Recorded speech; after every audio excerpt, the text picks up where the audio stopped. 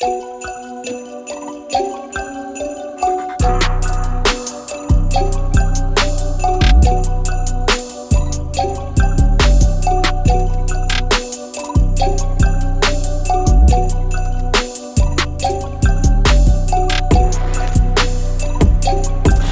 guys, ketemu lagi dengan gua Reza Rusandi, pastinya hanya di Day Rider. Dan di sebelah gua adalah seorang yang memulai entrepreneurship-nya di usia yang sangat muda dengan brandnya Barber Box.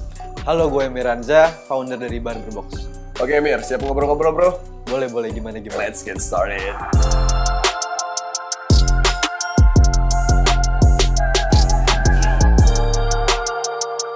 Oke Mir, gua mau tahu dulu nih, persisnya di usia berapa lu memulai bisnis? Barber Box sendiri dulu gue start tuh di semester 4. Semester 4 usia? Itu umur 19 tahun. 19-20 tahun lah kurang lebih. Oke.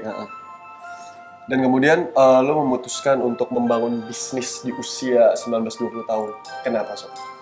Jadi dulu gue di bangku kuliah itu tuh kurang lebih setengahnya ya semester 4 ya. Iya. Dan gue berpikir pada saat itu gue nyambi sambil kerja. Sambil kerja, terus sambil kuliah juga, dan gue memutuskan kayaknya gue nih lulus kuliah harus punya mata pencarian gitu, karena gue nggak terlalu accelerate di akademi gue gitu, tapi gue gimana ya, masih percaya diri kalau gue tuh punya hal yang bisa gue unggul gitu loh. Jadi seperti itu, dan akhirnya oke, let's start business gitu loh. Dan kenapa memilih bisnis barber? Sebenarnya gini, sebelum gue buat Barber Box ini, gue memang dari dulu suka buat usaha lah gitu loh. Cuman memang lebih banyak gagalnya. Tapi yang tadi semester 4 gue tetap mutusin buat ayo gue coba lagi deh buat bisnis gitu. Kenapa barber? Karena pada waktu itu kurang lebih 7 tahun yang lalu ya. Barber tuh bisa dibilang barber yang modern gini, hitungan jari gitu. Mindset orang tentang barbershop itu masih kayak pinggiran, panas gitu. Terus gue mikir kenapa nggak ada salon buat cowok sih gitu loh. Nggak ada tempat buat cowok bisa mengekspresiin dirinya gitu loh. Lebih ke yang nyaman, yang juga dia nggak takut-takut buat ngobrol di dalamnya, karena isi cowok-cowok kita obrolan cowok juga di dalam gitu. Kenapa sih nggak bisa kayak gitu? Dan akhirnya kayak gue berpikir kayaknya oke deh kalau misalnya kita buat tempat itu, yaitu barbershop modern lah.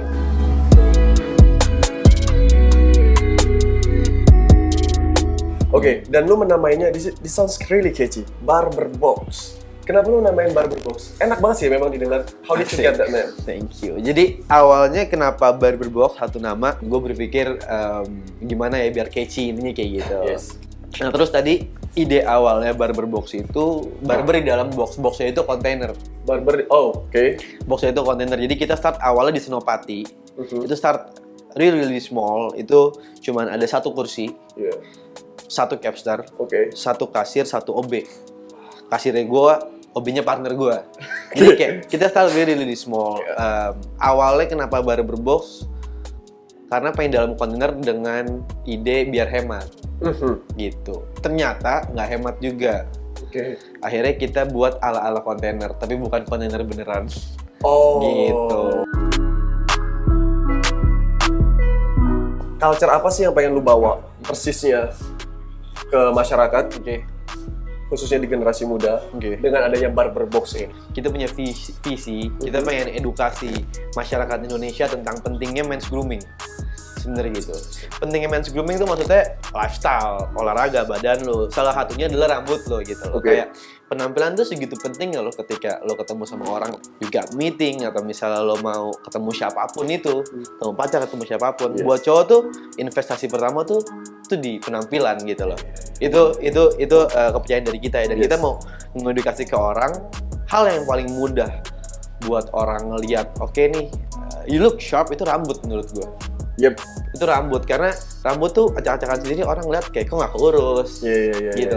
Itu paling mudah buat nonjolin ke orang. Jadi balik lagi, intinya kita mau ngedukasi ke masyarakat tentang betapa pentingnya men's grooming buat masyarakat gitu sih. Itu visinya di sini. Jadi di sini kita ada yang awal banget, ada consultation. Di sana kita kayak ngobrolin tentang maunya customer tuh apa sama maunya Capster apa, kita ketemu benang merahnya di tengah lah.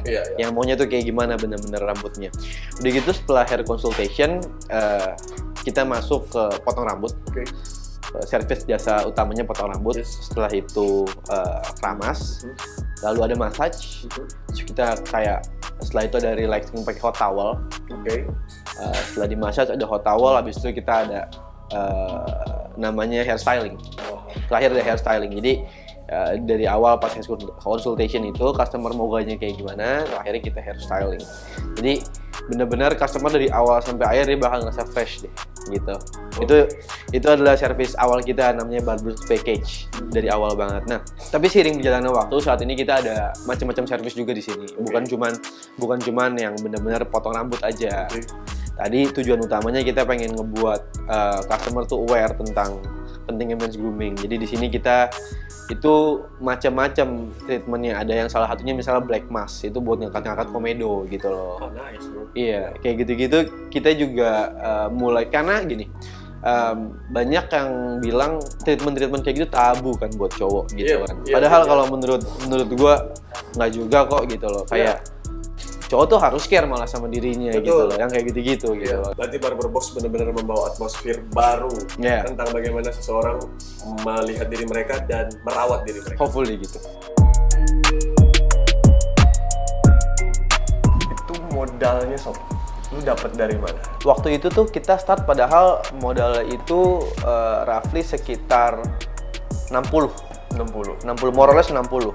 Startnya tuh 60. Nah, di modal ini pun itu tuh memang nggak kayak sekarang ya tempatnya ya. Dulu awalnya kita buat tadi itu bener-bener box kecil banget.